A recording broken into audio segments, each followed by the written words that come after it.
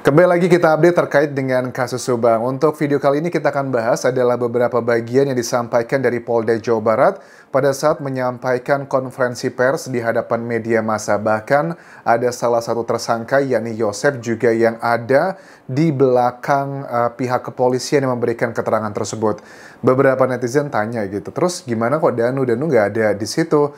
Bukankah Danu juga tersangka yang sudah ditahan, tetapi kenapa dia tidak ditampilkan juga seperti Yosep? Sebenarnya ini adalah hal yang sudah bisa kita prediksi karena Danu sudah mendapatkan rekomendasi justice kolaborator oleh LPSK, Lembaga Perlindungan Saksi dan Korban. Ini pun juga terjadi pada saat kasus Sambo lalu. Itu pun juga Baradae tidak dijajarkan di sana sepertinya, kalau aku tidak salah ingat ya. Beberapa poin yang aku bahas di sini adalah mengenai alat yang dipakai untuk menghabisi Bu Tuti dan juga Amel. Polda Jawa Barat menyebutkan bahwa golok dan stick golf adalah dua alat yang dipakai tersebut. Lantas bukankah ada beberapa keterangan waktu dari Polda Jawa Barat di awal-awal kasus ini muncul, penyidik dari Polres Subang juga mengenai papan penggilasan. Masih ingat banget isu papan penggilasan ini yang berada di lokasi kamarnya Amel. Di papan penggilasan tersebut memang hanya ada noda merah miliknya Amel. Lantas, apakah dengan keterangan ini mengindikasikan bahwa Danu itu bohong? Berarti yang dikatakan Danu itu bohong dong. Kok bilangnya cuma ada golok sama stick golf, padahal di papan penggilasan itu ada noda merahnya Amel? Jawabannya adalah belum tentu. Kenapa? Karena papan penggilasan tersebut bisa aja hanya terciprat. Kenapa kok terciprat? Kenapa kok ada papan penggilasan berada di kamarnya Amel? Bukankah papan penggilasan itu seharusnya berada di kamar mandi atau di mana? Ini juga masih belum clear. Kita kan belum tahu lokasinya di mana. Wajar karena belum sampai di persidangan. Ada dugaan mungkin aja papan penggilasan tersebut beradanya di kamar mandi ataupun juga di kamarnya Amel. Karena yang disampaikan oleh Danu itu adalah stick golf. Itu pada saat Yosep datang, pada saat Amel dipegangin tangan kanan kirinya oleh tersangka Arigi dan juga Abi. Arigi dan juga Danu, berarti Abi ini ya bisa aja dia megangin kakinya, kan ngomongnya tangan. Sebenarnya juga bisa ya, kan kita belum mendapatkan detail. Bisa aja megangin tangan sambil megangin kaki, itu bukanlah hal yang impossible. Apalagi juga jaraknya juga tidak terlalu tinggi Amel. Nah, stick golf tersebut adalah alat yang dipakai untuk melakukan aksi ke Amel. Apakah itu satu-satunya? Jelas tidak, karena Danu pun juga mengatakan sempat melihat dia itu dihantamkan ke tembok. Nah, terus papan penggilasan ini bukan berarti keterangan Danu itu bohong, teman-teman. Karena kita kan belum melihat kronologi detailnya seperti apa. Ini adalah potongan-potongan poin-poin yang disampaikan oleh penyidik dari Polda Jawa Barat. Nah, kemudian juga mengenai golok tersebut dan juga stick golf tersebut, semuanya yang mengambilkan adalah Yosep. Ada di bagian kronologi, misalnya Danu pada saat suruh ngambilin golok ternyata sudah disiapkan di dapur. Kalau untuk stick golfnya itu yang ngambil pertama adalah Yosep di kamarnya. Setelah selesai ke bagian pertama untuk Ibu Tuti, kemudian diserahkan ke Danu. Itu semuanya atas perintah Yosep. Dari keterangan rekonstruksi yang sudah kita lihat foto-fotonya di video sebelum ini ya. Kemudian dimandikan oleh Mimin. Ini adalah keterangan juga yang disampaikan oleh Danu karena pada saat Danu itu selesai menghabisi Amel dan juga Ibu Tuti, karena Danu peranannya dia mengakui bahwa dia pun ikut melakukan aksi ke Ibu Tuti, begitupun juga ke Amel. Begitupun juga sama dengan 3 tersangka lainnya, Yosep, Abi, dan Arigi. Mereka tuh berperan di setiap korban ada di sana dengan peranannya masing-masing.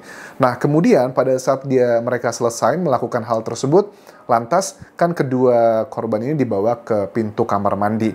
Disitulah pertama kalinya Danu melihat adalah Ibu Mimin. Lantas kalau ada yang bilang tersangka Mimin ini kan dikatakan ya aneh banget. Misalnya pengacara dari Mimin mengatakan bahwa hanya ada dua gambar dalam rekonstruksi tersebut yang menunjukkan keberadaan Mimin. Pertama adalah di kamar mandi dan juga di ruang tamu. Kurang lebih adalah itu. Lantas dikatakan bahwa kok Danu tidak ada rekonstruksi tersebut menggambarkan kedatangan Mimin atau di peristiwa-peristiwa lainnya. Ya jelas itu bukanlah sebuah alibi yang kuat untuk mengatakan bahwa Danu itu berbohong. Justru menurut aku kalau Danu dalam rekonstruksi bisa menjelaskan dengan detail kapan tersangka Mimin datang, kapan tersangka Mimin pulang, justru itu adalah indikasi kebohongan Danu. Karena kan pada saat di peristiwa ini Danu tuh ikut dalam semua korbannya dalam melakukan aksi tersebut. Kalau seandainya mereka melakukan aksi tersebut, tapi Danu tahu Mimin datang keluarnya, itu aneh banget. Bagaimana dia bisa konsentrasi? Padahal konteksnya di malam kejadian itu Danu mengatakan suasana rumahnya itu remang-remang gelap, nggak diterangin. Adalah hal yang wajar. Makanya cipratannya itu kan kemana-mana teman-teman. Kemudian dalam keterangan konferensi pers Polda Jabar ini dikatakan hanya 54 saksi yang diambil keterangannya. Wah, kok bisa? Bukankah dulu sudah ada seratusan saksi?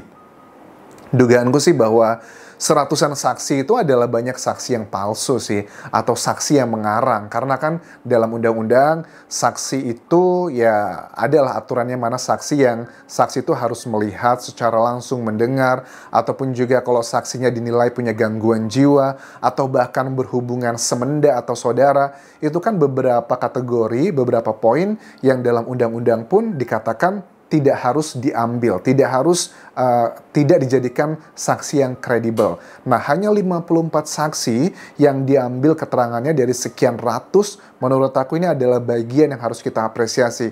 Nggak gampang memilah-milih mana yang benar-benar qualified. Nah, mengenai saksi ahli sendiri ada saksi forensik, ada saksi hukum pidana, DNA, dan juga satwa. Pertanyaannya adalah satwa ini apa ya? Apakah anjing pelacak? Aku ketanyakan di video sebelumnya, satwa ini bagian mana ya? Apakah anjing pelacaknya atau bukan? Kalau seandainya keterangan ahli misalnya satwa ini, kenapa ada beberapa netizen ataupun juga YouTuber ataupun juga media yang menarasikan bahwa, ataupun juga saksi sih yang keterangan tersangka juga bilang bahwa pada saat dienduskan anjing pelacak tersebut ke Abi, Arigi, Mimin, terus juga Yosep dan juga Danu, kenapa yang digonggongin cuma Danu? Kita pengen tahu juga nih alasannya. Tentunya ini akan kita ketahui dalam persidangan. Kenapa yang lain tidak digonggongin? Terus juga netizen tanya, kenapa Yoris tidak dienduskan juga? Ini juga menjadi pertanyaan, bukankah Yoris itu termasuk yang dari awal juga cukup banyak dicurigai masyarakat. Nah, barang buktinya itu ada 228 item, 2 item dari Polsek Jalan Cagak, 109 dari Polres Subang, 7 item dari Polda Jawa Barat, dan 100-an item dari Puslapfor. Ini juga unik sih, 2 item dari Polsek Jalan Cagak. Bukankah seharusnya Polsek Jalan Cagak itu kan jaraknya yang paling dekat dengan lokasi TKP? Justru itu yang paling sedikit. 109 Polres Subang. Karena kan barang bukti itu berbeda dengan alat bukti ya. Kalau alat bukti kan keterangan saksi, keterangan ahli, keterangan terdakwa, petunjuk, dan juga surat. Tapi kalau barang bukti ya barang yang bentuknya objek atau yang bisa kita lihat yang berhubungan dengan tindak pidana tersebut. Ya kalau di awal-awal kejadian harusnya kan kalau cuma 2 item, apa dong? Artinya apa? Apakah jangan-jangan misalnya kayak bajunya Yosep yang menjadikan dia salah satu alat bukti untuk menetapkan dia tersangka? Kan ternyata baju tersebut, 2 noda merah tersebut memang benar sih sebenarnya sudah diambil di hari kejadian, tetapi apakah di hari kejadian tersebut bajunya dikirimkan ke Puslapfor atau tidak? Atau dikirimkan setelah sebulan kemudian dikembalikan lagi? Karena kan kita lihat jejak digital ada banyak hal yang sudah disita awalnya, tapi kemudian dikembalikan lagi ke para saksi saat itu dan sekarang menjadi tersangka. Misalnya apa? Kayak perhiasannya Amel, laptopnya Amel, handphonenya Amel, Bu Tuti. Handphonenya Amel tuh ada beberapa, yang hilang itu yang satu, yang mereknya itu yang aku lupa Samsung M berapa gitu, yang itu adalah untuk dia sering menelpon dan komunikasi. Jadi kan banyak yang sudah dikembalikan. Ini kan dugaan makanya ada miskomunikasi, apakah ini adalah pure karena faktor SOP dari oknum penyidik yang tidak tepat atau ada unsur pidana. Terus juga dalam statement ini, konferensi pers ini juga dikatakan dari Kabid Humas Polda Jawa Baratnya yang mengatakan bahwa begini, memang ada 3 anggota polisi yang sedang diselidiki, dikatakan bahwa mereka ini terlibat bukan dalam pembunuhannya, tetapi dalam dugaannya adalah misalnya penghilangan barang bukti. Kesannya sih, kalau aku lihat di sini mereka mengatakan bahwa temuannya sampai sekarang itu bukan pidana, mereka sih kalau aku tangkap ya, lebih ke masalah SOP, ada pelanggaran di sana. Jadi kayaknya sih kalau aku lihat aroma-aromanya, ini mudah-mudahan feelingku salah ya, bahwa untuk anggota polisi tersebut, mereka tidak akan terkena pidana, cuma masalah kode etik doang. Ya kalau kode etik itu ya paling juga terkenanya, misalnya hukumannya adalah mutasi, atau penurunan jabatan, atau nggak bisa sekolah, atau nggak akan naik jabatan beberapa tahun. Kalau kode etik sih biasanya seperti itu. Itu sih kalau aku tangkap dalam press conference ini, tidak ada indikasi pidana. Well, agak sulit ya. Mudah-mudahan sih Polda Jawa Barat bisa membuka semuanya dengan jelas mengenai hal ini. Nah, untuk ancamannya sendiri, pasal 340 pembunuhan berencana ini ada hukuman mati, seumur hidup, atau 20 tahun penjara, dan motifnya dugaan sangat kuat adalah mengenai uang dan juga yayasan, plus berbagai macam tumpukan sakit hati.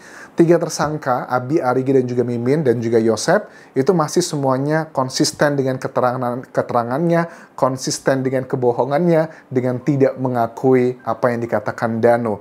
Dan percikan noda merah di tembok yang tertutup dengan manusia, itu adalah bagian yang menjadi hal meyakinkan penyidik Polda Jawa Barat, aku tangkap di sini, menetapkan Mimin, Abi, Arigi menjadi tersangka. Kalau Yosep sudah clear, 2 noda merah dan keterangan Danu. Tetapi kalau untuk mereka bertiga, kisi-kisinya salah satunya adalah mengenai hal tersebut. Mengenai pra-peradilan, dikatakan bahwa pra-peradilan dan juga penyidikan tuh bisa dua-duanya terus berjalan. Karena pra-peradilan ini adalah strategi menurut aku yang dilakukan oleh kuasa hukumnya Mimin dan lainnya untuk mengecoh penyidik agar terpecah konsentrasinya. Walaupun secara undang-undang memang diperbolehkan, dan dari Polda pun mengatakan nggak masalah kok, pra-peradilan itu justru bagus karena akan bisa mengawasi kita, memastikan bahwa prosedurnya sudah berjalan dengan benar. Ingat ya, pra-peradilan tidak membahas mengenai materi persidangan, tetapi tentang prosedural aja. Apakah sudah benar ada 2 alat bukti atau tidak? Bukan tentang apakah alat buktinya benar atau tidak. Bukan, yang penting ada 2 alat bukti. Clear, hanya itu aja. Terima kasih sudah menonton, sampai ketemu lagi di video berikutnya. Tinggalkan like dan juga komen, subscribe channel YouTube ini, follow Instagram, Facebook, dan juga akun TikTokku, Dian Jasa Asmara. Sampai jumpa.